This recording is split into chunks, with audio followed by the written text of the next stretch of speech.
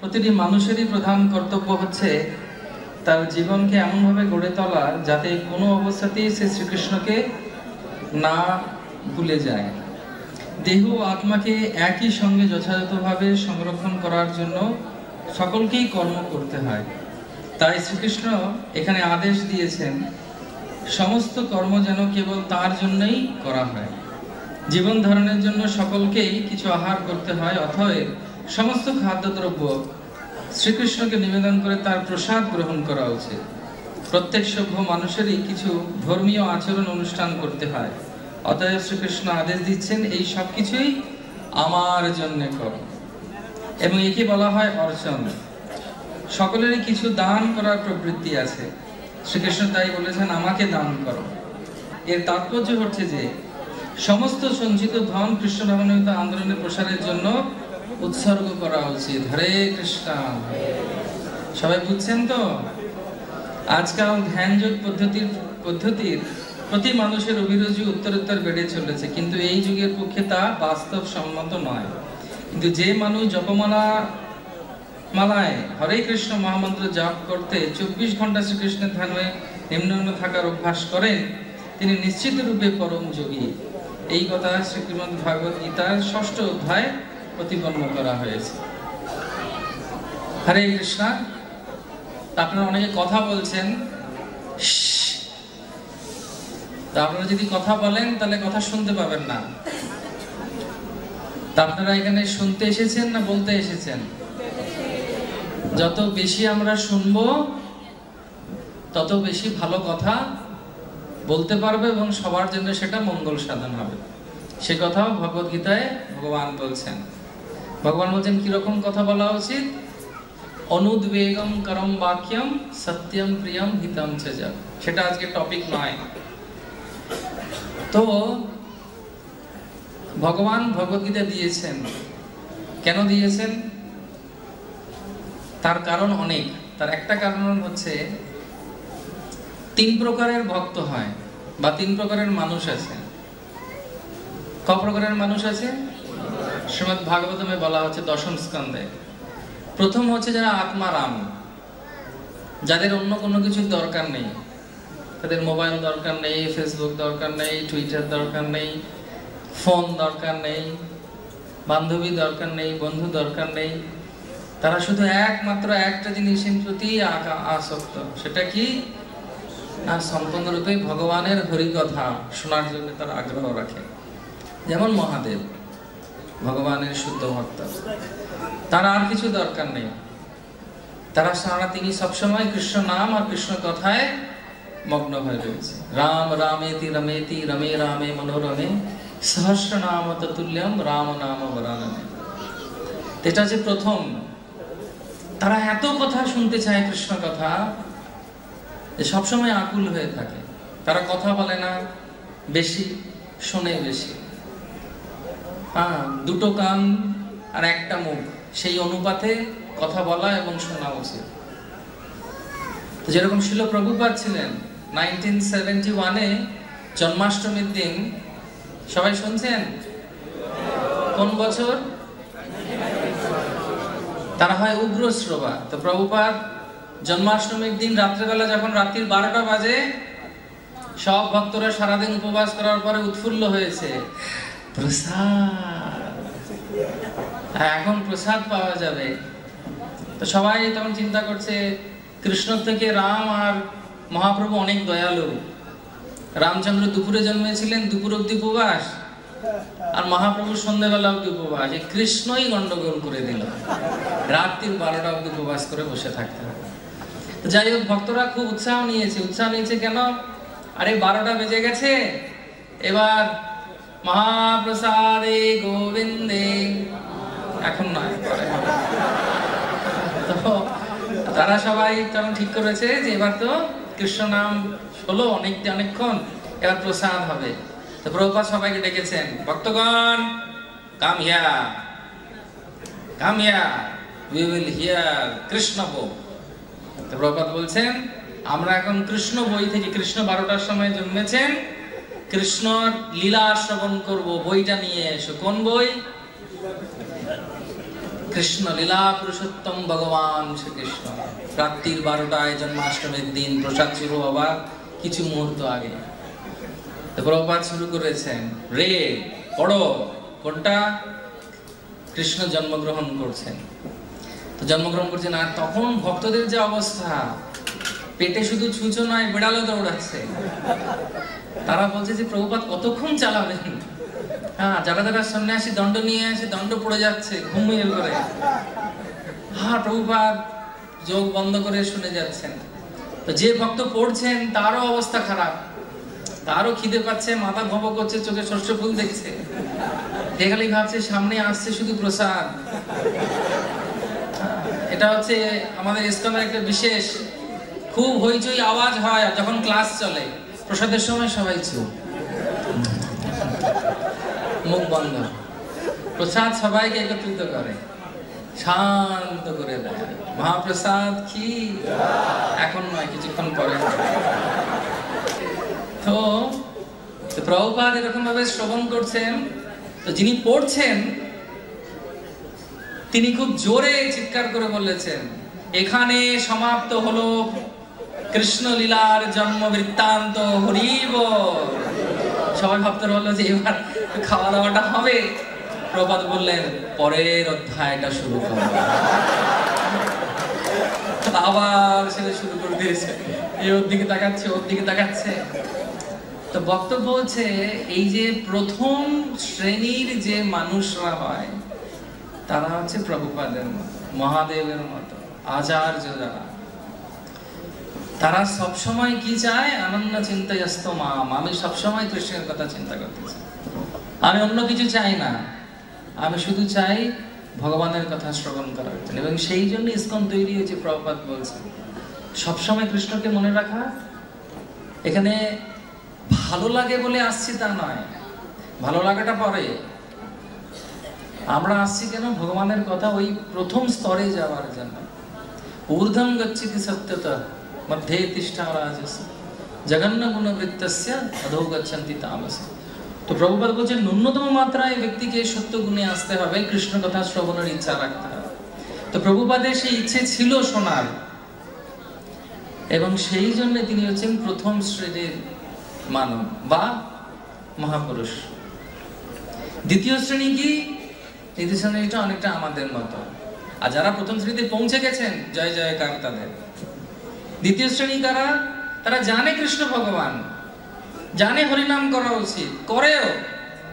তিলক ধারণ করেছেন, কণ্ঠী ধারণ করেছেন, কিন্তু যখন এপাশ ওপাশ একটু কথা হয় ওখানেও অংশগ্রহণ হয়ে যায়। অর্থাৎ প্রজল্পেও অংশগ্রহণ এখনো চলে যাচ্ছে। জড়জাগতিক আলোচনা যে শুরু হয়, এই শুনেছ ওই যে মেয়েটি না, ও বিয়ে করে নিয়েছে, ইন্ডিয়ায় চলে গেছে। ও আচ্ছা, গীতাটা রেখে তারপর কি হলো, কার সঙ্গে বিয়ে হলো? মেয়েটা কিন্তু আমার বেশ পছন্দের ছিল, ছেলের সঙ্গে ভেবেছিলাম বিয়ে দেবো, চলে গেল, যা আবার কি হলো, হরে কৃষ্ণ, গীতা পড়ো। এখন বক্তব্য হচ্ছে সেটা হচ্ছে দ্বিতীয় শ্রেণী। তা আমরা প্রথম শ্রেণীতে আছি না দ্বিতীয় শ্রেণীতে আছি? দ্বিতীয় শ্রেণীতে আছেন, ভালো কথা, কিন্তু কোথায় যাওয়া উচিত? প্রথম শ্রেণীতে। শ্রীমদ্ ভাগবত বলছে প্রথমে যারা আছেন তারা আর কিছু চান না, শুধু কৃষ্ণ কথা শুনতে চান। দ্বিতীয় হচ্ছে জানেন তবুও মাঝে মাঝে পা পিছলে যায়, সাধু সাবধান। আর তৃতীয় হচ্ছে তারা যারা ভগবান সম্পর্কে জানেই না, তারা কথা কিছু শুনতে জানেই না ভগবান সম্পর্কে। শ্রীমদ্ ভাগবত বলছে কিন্তু এই কৃষ্ণ কথা হচ্ছে 3 প্রকার ব্যক্তির জন্যই মহৌষধি। এবং সেই জন্য জড়জগতের লোক 3টে জিনিসের প্রতি খুব আসক্ত, শোনার জন্য। ভালো করে শুনুন ভাগবতে কি বলছে। শ্রুতি স্মৃতি পুরাণাদি পঞ্চরাত্রিক বিধিন বিনা ঐকান্তিকে হরির ভক্তি উৎপাত কি কল্পতে। উৎপাতই চলছে বাইরে। প্রভুপাদ না হইলে কি হইতো? গুরু মহারাজ গান গেয়েছেন, সত্যি তাই। 3 প্রকারের জিনিস মানুষ শুনতে চায়, এই 3 নম্বর ব্যক্তিত্বরা। তো তারা কি শুনতে চায়? প্রথম কোন বিষয়ের উপরে শুনতে চায়? শাস্ত্রে বলছে তারা শুনতে চায় রোম্যান্স বা প্রেম সম্পর্কিত আলোচনা। তুমি আমার, আমি তোমার, এ মনে কি আছো বুঝে নাও, এইসব শুনতে চায়। তারা রোম্যান্স মানে প্রেম সম্পর্কিত আলোচনা শুনতে চায়, হ্যাঁ কি না? কে কি হলো, কোন কোন ফিল্ম স্টার কাকে বিয়ে করলো, কোথায় বিয়ে হলো, কি হলো। ইন্ডিয়াতে খুব চললো কিছুদিন, কার একজন বিয়ে হলো, কারণ ওটা ফ্যামিলির, বড় একজন ধনী ফ্যামিলির মেয়ের বিয়ে হলো। কার? কি? আম্বানি। দেখুন সবাই জানেন কিন্তু, it's good, it's good, it's no problem. Prabhupada বলেছেন যে অধ্যক্ষ অন্তত বাইরে কিছু জানা উচিত।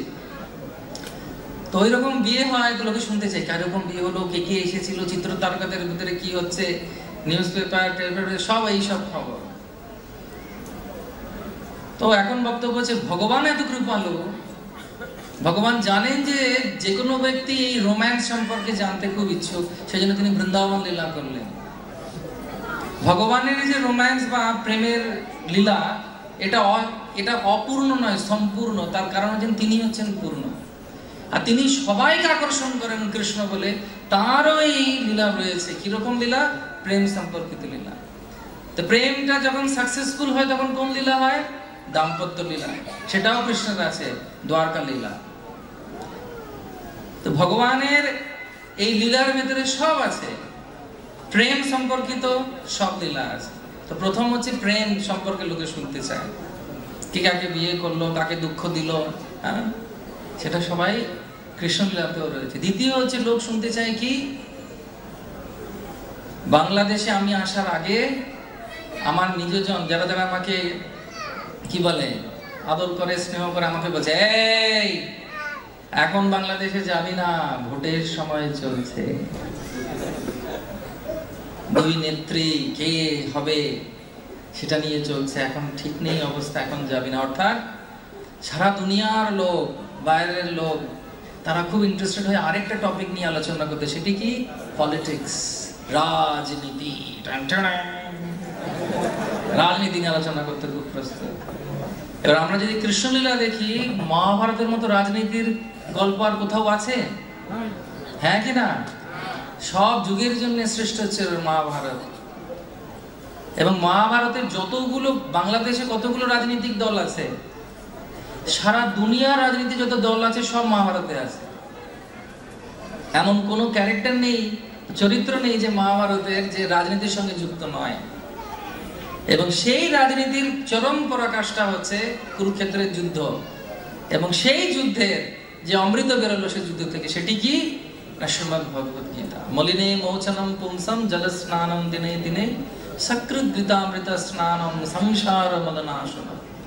সংসারের মল সম্পূর্ণ নির্বাপিত হয় যখন কেউ এই ভগবদ গীতা গ্রহণ করেন। তো প্রথমটা হচ্ছে কি, জড়জগতের লোকেরা কি শুনতে চায়? নাম্বার 1 কি টপিক? সেটা কৃষ্ণ করেছেন কিনা? দ্বিতীয় টপিকটি কি? পলিটিক্স। সেটা আছে কিনা কৃষ্ণ লীলায়? এবং তারপর অন্তিম টপিক যেটা সবাই শুনতে চায়, সেটা হচ্ছে খবর কাগজের লাস্ট পেজ, খেলা, ক্রিকেট, ব্যাডমিন্টন, জুডো, আর কি কি আছে। বাংলাদেশের জাতীয় খেলা কি? কাবাডি। আর আমাদের ইন্ডিয়া হচ্ছে খো-খো।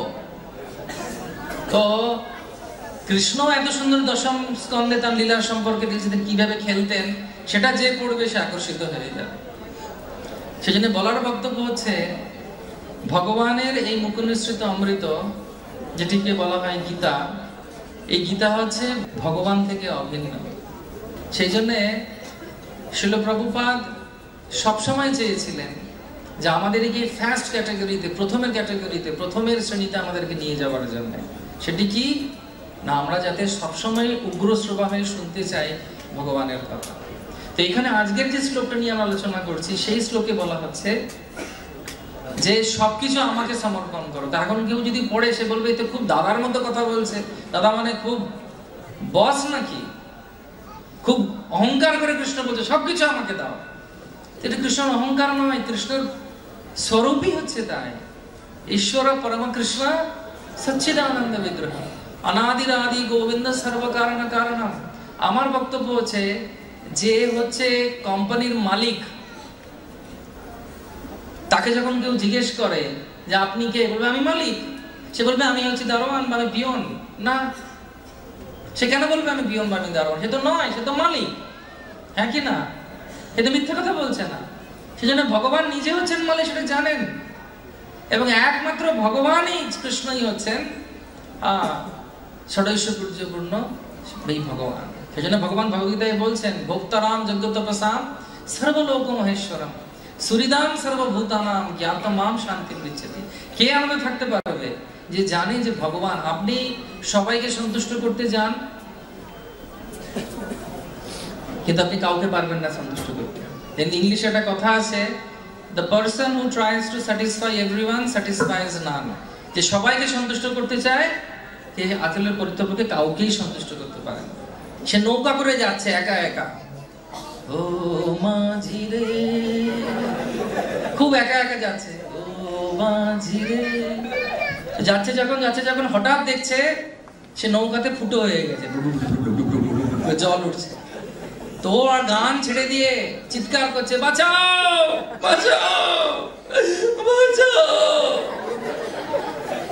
যখন চিৎকার করছে তখন চিৎকার করে দিয়েছে, দূরে একটা মাঝি যাচ্ছে, ও মাঝি, ও মাঝি রে, না ও মাঝি, ও মাঝি বলছে তুই এদিকে আয়, আমার 500 কোটি টাকার ব্যবসা সব তোকে দেব, তুই আয় আয়, আমাকে বাঁচা, আমাকে বাঁচা, আমাকে বাঁচা। তো মাঝি এসেছে, আসুন বাবু আসুন আসুন। তো ব্যবসায়ীকে নিয়ে নিয়েছে। কত টাকার বিজনেস? 500 কোটি টাকার বিজনেস। তো যে মাঝি নিয়েছে, আমি তোকে সব দিয়ে দেবো, তোকে আমি সব দিয়ে দেবো, 500 টাকা, 500 কোটি টাকার সব বিজনেস তোর, তুই না বাঁচালে কি হতো? এখন আমাকে একটু পাড়ে নিয়ে চল ভাই। তো পাড়ে নিয়ে যাচ্ছে মাঝি। তখন এই লোকটা ভাবছে, এ তো মাঝি, 500 কোটি টাকার ব্যবসা নিয়ে কি হবে এর? না, একটু কম দিই। তখন তাকে বলছে, হ্যাঁ রে, তোকে 500 কোটি না দিয়ে যদি 250 কোটি দিয়ে চলবে? বলছে, কি বাবু আপনি এরকম কেন ভাবছেন? আপনার যা ইচ্ছা দেবেন। আর একটু পরের দিকে গেছে, বলছে 250 কোটি নিয়ে তো পাগলেই যাবে, পাগল হয়ে যাবে নিয়ে, এ তো চালাতে পারবে না। তোকে 50,000 টাকা দেবো, চলবে? বলছে, আপনি কেন এরকম চিন্তা করছেন? আপনি ওরকম ভাববেন না, ঠিক আছে। একদম যখন পাড়ের কাছে এসে গেছে, সে নাপতে যাবে, হাত থেকে 50 টাকা বার করে বলছে, এই নে। তখন বলছে, ঠিক আছে। তখন ওই ভদ্রলোক বলছে, আমি যদি মরে যেতাম তোর সামনে আমি মরতাম, তোর পাপ হতো আমাকে দেখতে যে আমি ডুবে যাচ্ছি, তুই আমাকে না বাঁচালে। তা আমাকে যদি না বাঁচাতিস তোর পাপ হতো, হতো কি না? বলছে, হ্যাঁ। তোকে আমি পাপ থেকে বাঁচালাম, হরে কৃষ্ণ। আর তুই আমাকে যে বাঁচিয়ে দিলি, তোর পুণ্য হলো, হলো কি না? বলছে, হ্যাঁ হলো। দেখ, তোকে আমি পুণ্য দান করলাম, টাকায় কি আছে রে? কিচ্ছু নেই। তো বক্তব্য হচ্ছে একটা, এর মানে হচ্ছে কি, ভগবান বলেছেন পত্রম পুষ্পম ফলম তোয়ম যো মে ভক্তা উচ্যতে, কিন্তু যার কাছে পত্র পুষ্প আর জল ছাড়াও শক্তি আছে, সেই শক্তি দিয়ে ভগবানের সেবা করা উচিত। আর মন কখন পাল্টে যাবে ঠিক নেই, চেকটা আগে লিখে দিন, আজকে গিয়ে লিখুন। সারা সংসারে যারা চলে গেছে তারা উদ্ধার হবে। শাস্ত্রে বলছে বিষ্ণুপাদ পদ্মে সবকিছু দিলে, যারা আসবে আপনাদের বংশে তাদের মঙ্গল হবে, আর বর্তমান পিঢ়িরও মঙ্গল হবে যদি গৌরনীতার জন্য কিছু করা হয়। সেজন্য আসুন, আমি যেন পরের বারে এসে দেখি এখানে পিটিং হচ্ছে না, নতুন মন্দিরে আমরা বসে প্রোগ্রাম করছি। অনেক জোরে হরিধ্বনি দিতে হবে। এবং আমি দেখেছি সে মায়াপুর হোক বা কোনো জায়গা হোক, ভগবান সাক্ষাৎ আমাদের সঙ্গে রয়েছেন। তো সেই জন্য ভগবান আমাদেরকে বাংলাদেশে সুযোগ দিচ্ছেন। আপনারা জাগুন আর সময় নষ্ট করবেন না। যার যা আছে, সে ফলবালির কথা মনে আছে? ভগবান হাতে নিয়ে অল্প দিয়েছিল গম আর ধান, আর তার ফলের ঝুড়ি থেকে কিছুটা ফলও নিয়েছিলেন ভগবান। কিন্তু সে যখন বাড়ি যায়, সে দেখে তার ফলের ঝুড়ি মণি রত্নতে ভরে গেছে। এটা গল্প নয়, শাস্ত্র কথা। সেজন্য আসুন, আমরা একটা পণ নিই সবাই। আমরা সবাই পিগি ব্যাংকে টাকা রাখি না? পিগি ব্যাংক মানে বোঝেন? ছোট ছোট টাকা রাখার জায়গা অনেক বাজে খরচা করি আমরা। অন্তত আমাদের যত সম্পত্তি আছে তার একটা অংশ আমরা গৌরনিতাইকে দিই, যাতে সকলের সবার কল্যাণ হয় এবং গৌরনিতাই আমাদেরকে আশীর্বাদ দেবে।